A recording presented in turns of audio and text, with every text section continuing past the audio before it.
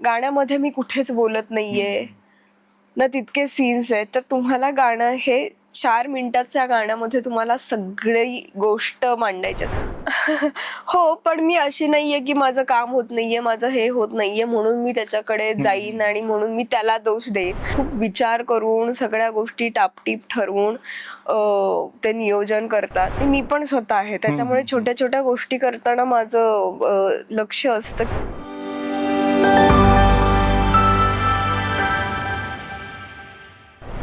नमस्कार, मी नितीन मोरे लेट्समध्ये तुमच्या सगळ्यांचं स्वागत करतोय. वारीचा सोहळा आता सुरू झाला आहे. प्रत्येक वारकरी हा आपल्या विठ्ठलाच्या पांडुरंगाच्या भेटीसाठी वारीमध्ये चालू लागला आहे.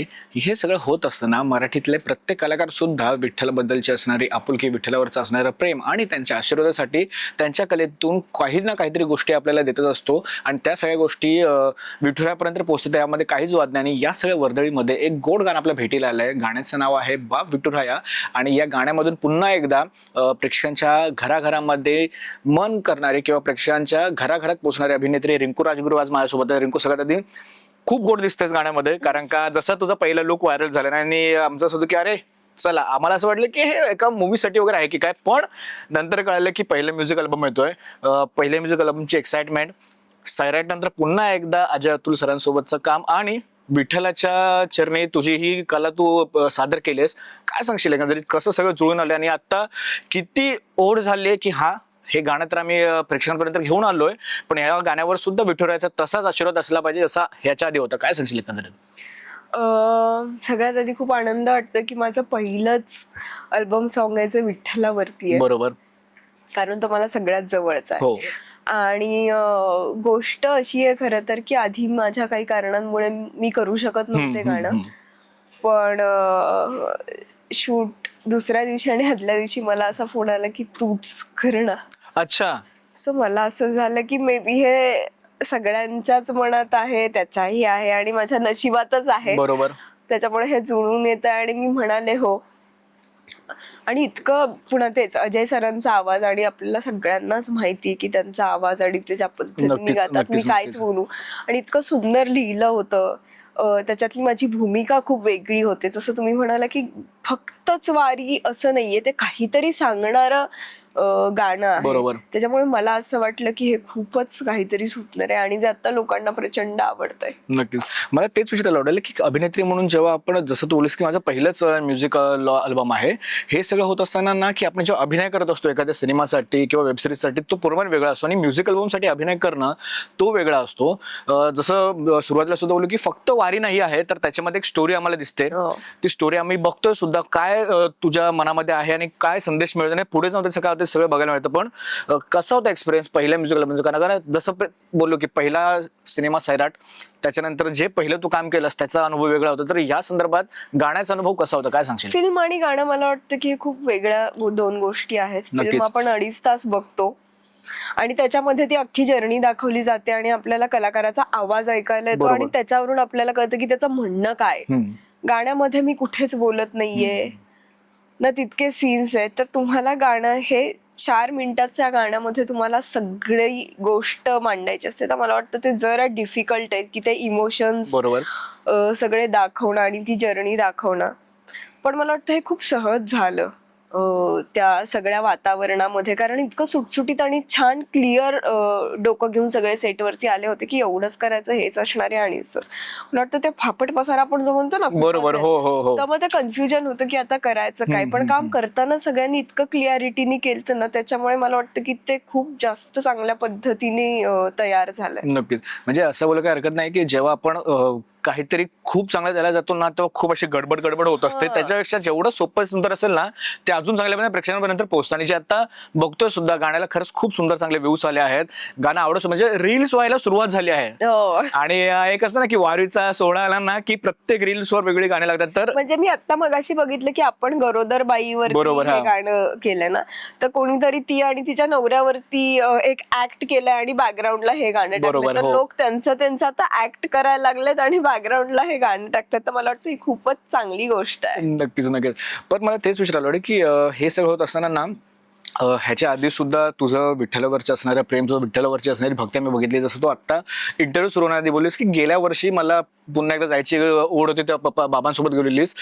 किती जवळचे आहेत म्हणजे मित्र म्हणून की त्यांचा आशीर्वाद हा दरवेळेला आपल्यासोबत असतोच, पण जेव्हा कधी खास करून कलाकाराला जेव्हा त्याचं कुठेतरी काम मिळत नसतं किंवा तो कुठेतरी शांत झालेला असतो की अरे काहीच घडत नाही आपल्या आयुष्यात किंवा मी एवढा प्रयत्न करतो काहीच होत नाहीये, तेव्हा कुठेतरी विठ्ठल रखुमाई आपल्या पाठीशी उभी असते. अशी अनुभूती झाली रिंकू राजगुरूला अभिनेत्री म्हणून? हो, पण मी अशी नाहीये की माझं काम होत नाहीये, माझं हे होत नाहीये म्हणून मी त्याच्याकडे जाईन आणि म्हणून मी त्याला दोष देईन. मला वाटतं त्यांनी देताना सगळ्यांना समान गोष्टी दिलेल्या आहेत. काय करायचं काय नाही खरं तर ते आपल्या हातात आहे. माझ्यासाठी विठ्ठल असं आहे की खूप आधीपासून वेळोवेळी मी जे काम करते सोबत बरोबर. असल्यासारखं आहे, जसे आपले आई वडील असतात. आणि कधी आपण कुठे मोकळं नाही होत आणि आपल्याला व्हायचं असतं तेव्हा मी विठ्ठलासमोर बसून बोलते, रडते, जे काही असेल भांडते, सगळ्या गोष्टी करते. त्याच्यामुळे मला असं वाटतं माझ्या प्रत्येक गोष्टीत मग ते चढ उतार आयुष्यातले जे काही असतील त्याच्यात तो कायम सोबत होता आणि तो सगळ्या गोष्टी बघत होता आणि तो आजही आहे. त्याच्यामुळे मला विठ्ठल खूप जास्त जवळचा. नक्कीच. बरं, तर एक असतं ना की जसं तू याच्या आधी बोललीस की सिनेमा आणि गाण्यामध्ये खूप जास्त प्रमाणामध्ये तफावत असते, कारण का सिनेमा 2.5 तासाचा असतो, गाणं 4 मिनिटाचं असतं. 2.5 तासाचं शूट करायला आपल्याकडे भरपूर वेळ असतो. बरोबर. 4 मिनिटाचं गाणं शूट करायला सुद्धा भरपूर वेळ असतो, पण ते तेवढं सहज झालं पाहिजे तरच चांगलं होतं. हे सगळं घडत असताना ना प्रत्येक गोष्टीची स्क्रिप्ट असते, कन्सेप्ट असते. जोपर्यंत कन्सेप्ट रिंकू राजगुरू अभिनेत्रीला कळत नाही तोपर्यंत ती काम करणं हे आम्ही खूप वेळा ऐकलं सुद्धा, which is a very good thing, कारण का तेवढं ताकदीचं असलं पाहिजे. काय सांगशील एकंदरीत गाण्याची कन्सेप्ट या सगळ्या गोष्टी जेव्हा अभिनेत्री रिंकू राजगुरूला कळायला तेव्हा तिच्या डोक्यामध्ये कोणते असे पॉईंट्स आले किंवा असं काय वाटलं ट्रिगर की येस आपल्याला इकडे यायचंच आहे? नाही, मला जेव्हा त्यांनी सांगितलं तेव्हा मलाच खूप ते आई ग असं होतं ना त्या बाईचं ऐकलं की मलाही तेच झालं की ते जेव्हा म्हणाले हे बघ असं असं एक आहे आणि आमच्या डोक्यात अशी थीम आहे, असं करू. मला असं झालं की किती छान, कारण हे सहज नाही कोणाला सुचत. बरोबर. आणि ते त्यांनी मांडण्याची पद्धत पण सांगितली तर मला असं वाटलं खूप साधं सिंपल आणि रोजच्या आयुष्यात जगणाऱ्या बाईला कनेक्ट होईल असं. त्याच्यामध्ये काही फार मोठं पण नाही आणि काहीच नाही असं पण नाहीये, ते करेक्ट प्रमाणात होतं. आणि मला असं झालं की जर मला हे रिलेटेबल वाटू शकतं तर हे सगळ्यांचं वाटू सगळ्यांना, शकेल. सर्वसामान्य लोकांना रिलेटेबल वाटणारच. आणि मला असं झालं की करूयात. नक्कीच. बरं, तर वारीचा सोहळा सुरू झाला आहे. या महिन्यामध्ये आषाढी एकादशी आहे. लवकरच सगळ्या वारकऱ्यांची बोलण्यापेक्षा प्रत्येक भाविकांची इच्छा पूर्ण होणार आहे विठ्ठलाला भेटायची. रिंकू राजगुरूची अजूनपर्यंत इच्छा आहे का ह्या वर्षी सुद्धा याची? कारण का जसं बोललो की कामाच्या निमित्ताने नाही शक्य होते, या वर्षी सुद्धा जर बोलावणं आलं विठ्ठलाकडून तर जायला आवडेल? हो, बोलावणं आलं तर आवडेल. पण मी आधीमध्येही पंढरपूरला मी जाते, मी विठ्ठलाच्या मंदिरात जाते. आणि वारीत जर मी असी यावेळी अकलूजला तर डेफिनेटली मी जाणार, मी नाही चुकत बाबांना घेऊन. नक्कीच. पण कुठे ना कुठे वारकरी पण भेटतात ना, तर मी त्यांच्याशी बोलते आणि मला तेवढ्यातही माझं समाधान होतं. क्या होतं, किती गोड. बरं, तर हे सगळं होत असताना ना सारेगमा सारखा एक म्युझिक कंपनी आपल्यावर विश्वास ठेवते, आपल्याला कास्ट करते, आपल्यासोबत बोलते. आणि आताच्या आम्ही तुला सिल्वर शो म्हणजे असं झालं की ह्याच्या आधी सारेगमाने खरंच खूप सुंदर गाणी दिली.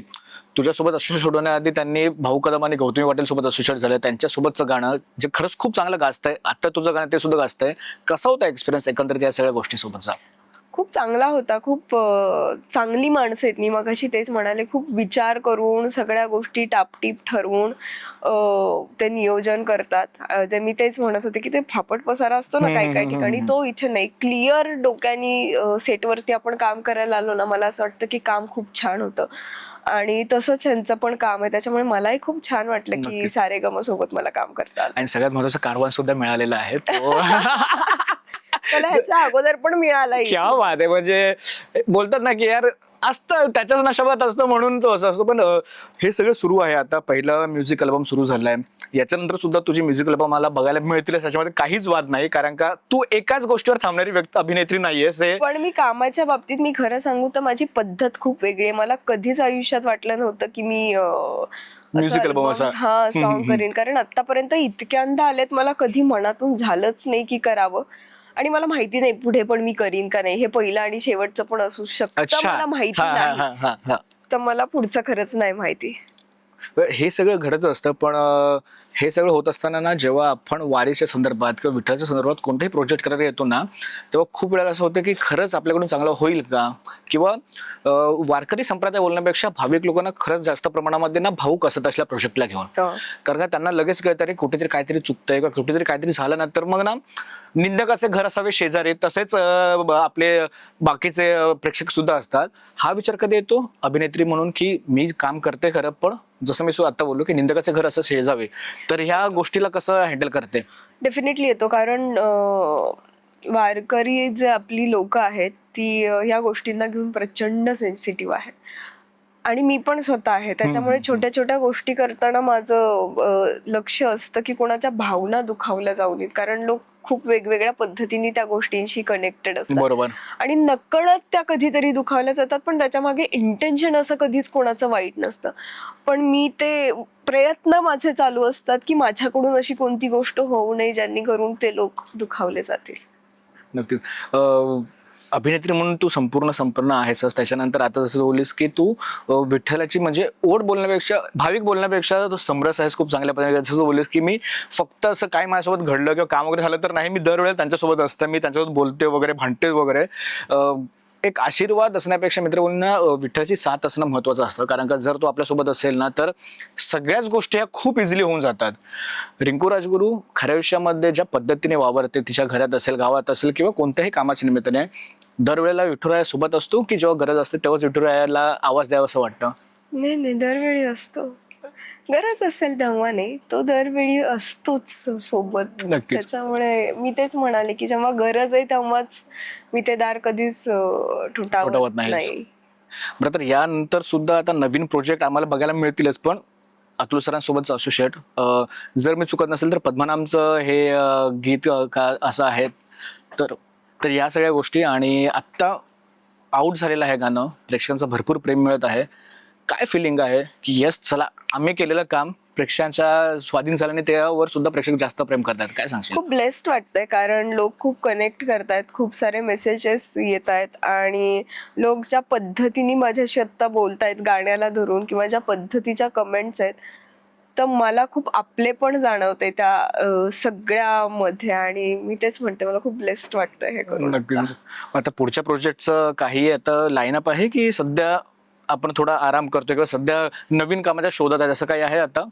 आहेत गोष्टी, पण योग्य वेळ आली की मी लवकरच सांगेन. क्या बात आहे. बरं, म्हणजे असं बोलायला हरकत नाही की ज्या पद्धतीने अभिनेत्री रिंकू राजगुरूंनी पहिल्या तिच्या म्युझिक अल्बम मधून विठ्ठलाच्या चरणी जे एक पुष्प तू अर्पण केलं आहेस, त्याचा आशीर्वाद लवकरच मिळेल. विठ्ठल तर त्यासोबत आहे, पण हे सगळं घडत असताना खूप वेळा असं होतं ना की आपण काहीतरी करू पाहतो वारकऱ्यांसाठी किंवा काहीतरी करू पाहत असतो, पण काही प्रमाणात ते घडत नाही आपल्याकडून. जेव्हा एक कलाकाराशी कलेच्या द्वारे हे पुष्प आपल्या विठ्ठलाच्या चरणी किंवा कोणत्याही चरणी आपण अर्पण करतो, तर तो कलाकार किती समृद्ध झालेला असतो, आणि त्याच्या मनामध्ये काय भावना असते की हो, काही नाही ना, पण फुल ना फुलाची पाकळी म्हणून हे आम्ही आमच्या कलेतून सादर केलं आहे.